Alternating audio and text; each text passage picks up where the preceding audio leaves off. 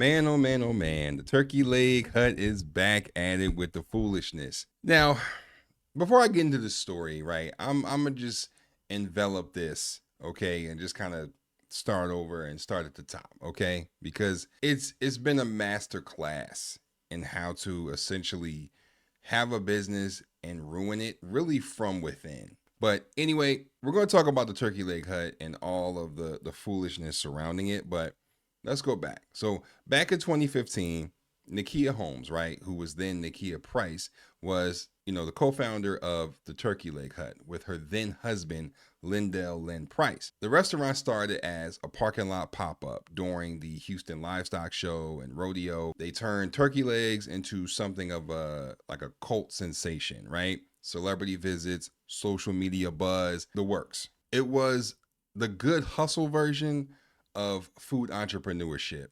Big dreams, big lines, big flavor, right? But as with many good hustles, once you have the hype, the cracks start to show. Now, the trouble began to mount when neighbors, complained about heavy smoke from the smokers at the restaurant. The restaurant fought lawsuits, health code violations, financial issues. I did speak about this in a prior video a few months back, kind of talking about all of the mishaps of the turkey leg hut, right? Now, March 2024, the turkey leg hut filed for Chapter 11 bankruptcy, which was later converted to Chapter 7. Meanwhile, Lynn, right, he had his own legal entanglements too, including arson indictments related to a bar explosion back in 2020. So the picture, a booming food business that gained fame, then began collapsing under legal and financial weight. Smoke, lawsuits, fire, bankruptcy. It really reads like a cautionary tale of too many turkey legs, not enough grounded management. Here's where the "you can't make this shit up" moment kicks in. 2 days ago, okay, October 16th, Nakia Holmes was arrested and charged with hindering the apprehension of a known felon in Harris County. The felon in question was a guy by the name of Jonathan Saison. I think that was his name, Saison, right? Wanted for aggravated kidnapping and aggravated assault of a family member. He reportedly beat his ex-girlfriend with a tire iron and held her captive for 6 hours. Well, today at 5, the turkey leg hut is back on the news. One of the original owners is now facing felony charges for allegedly hindering the arrest of a felon. Her boyfriend, that is. That's right. Nakia Holmes is charged for allegedly letting her boyfriend stay with her while he was wanted for allegedly beating his ex.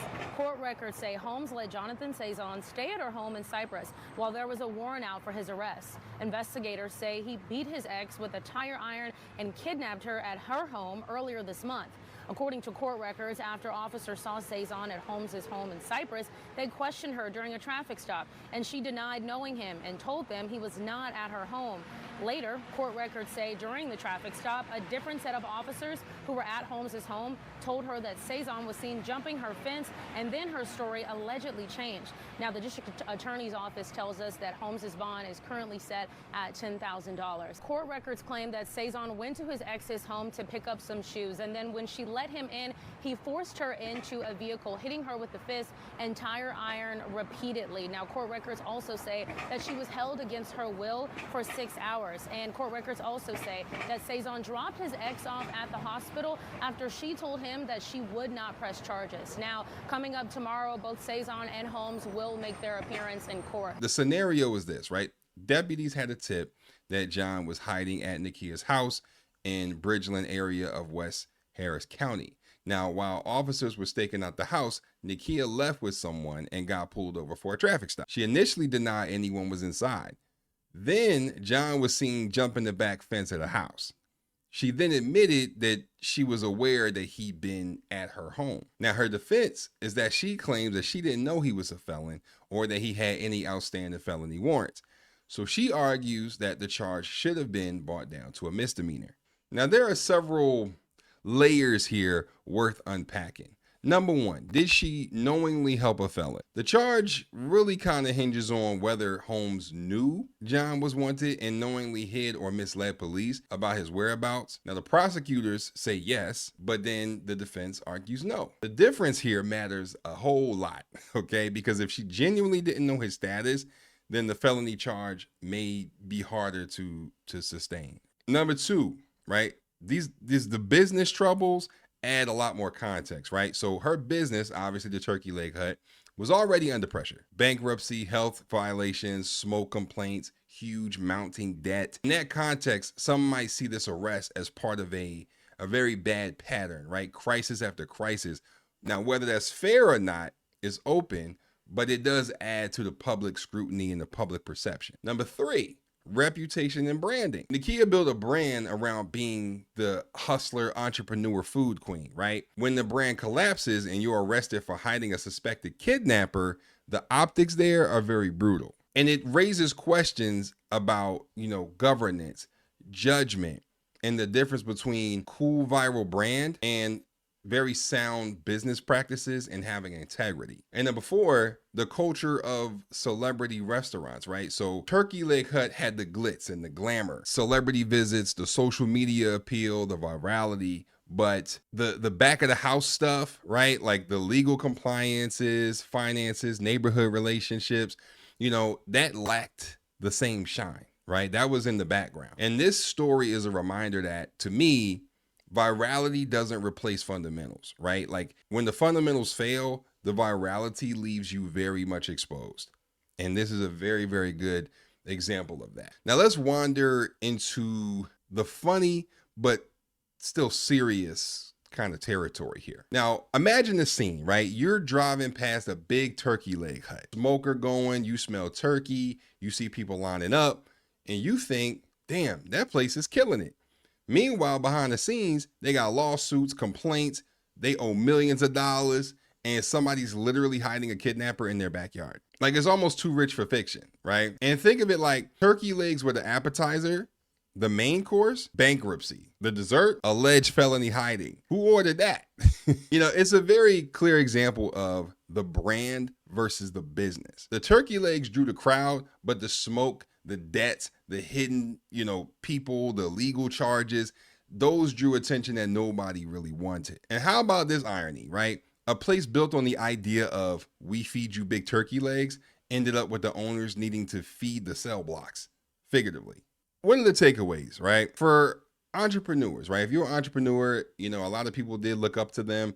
Building a brand is great, but you can't ignore the boring stuff, right? The compliance, finances, neighborhood relations, legal structure. Like, viral success is great, but vulnerability is very real. For the local community, right? Restaurants bring life, jobs, flavor, right? But when they become nuisances, right? Or worse, when management loses control of the business, the local goodwill goes away. A business must belong in the neighborhood. It cannot fight it. Also, for brand story versus reality, the glossy, we started from the parking lot, celebrity guests, viral lines, that narrative sells, but real accountability means showing what happened when things get tough, right? A half-told story usually comes back to haunt you. And also public perception. When someone who was a part of a feel-good startup ends up hiding a felon, that shakes up the trust a lot, okay? The faster you climb, the farther you fall. And the fall looks very much uglier when the climb was on a pedestal. So what happens now? Now, Nakia is facing the charge of hindering apprehension of a known felon, and her bond was set at around $10,000. She will likely argue that she didn't know the full legal status of John and can't be held guilty of the felony version of the crime. Meanwhile, the bankruptcy case of Turkey Leg Hut is wrapping up with more than about $6.5 million in claims discharged without payment. The public, us, meaning we're going to have to see if she's found guilty and how it affects her and how and if she can rebuild and rebrand her reputation. But in the end, the Turkey Leg Hut is a story or a microcosm of so many modern business and brand arcs, right? A spectacular rise, the glitter, the everyone wants in on it, the virality, followed by mounting pressure, structural cracks, and then the messy fall. Nakia is now in a spotlight she likely never wanted to be in, along with Lynn Price, right? I'm sure he's also not in a favorable light also. Whether or not she knew what she allegedly was hiding, the situation raises, very huge question marks about judgment and how success is managed when the heat is on. It's a tale that's very tragic, a little absurd, and you can learn a lot from this. The hungry crowds once lined up for turkey legs, now the public lines up for the legal drama. Just the way that it goes. But anyway, man, that's really all I got. Don't forget to smack a like on the video. I just wanted to kind of update y'all on some turkey leg hut nonsense. Once again, it's been a little minute since we dove into them. But don't forget to hit the notification bell. All right, make sure you set it to all so you get notified on all my videos when they drop. Don't forget to comment down below what you think, and also don't forget to subscribe for the one time. Peace.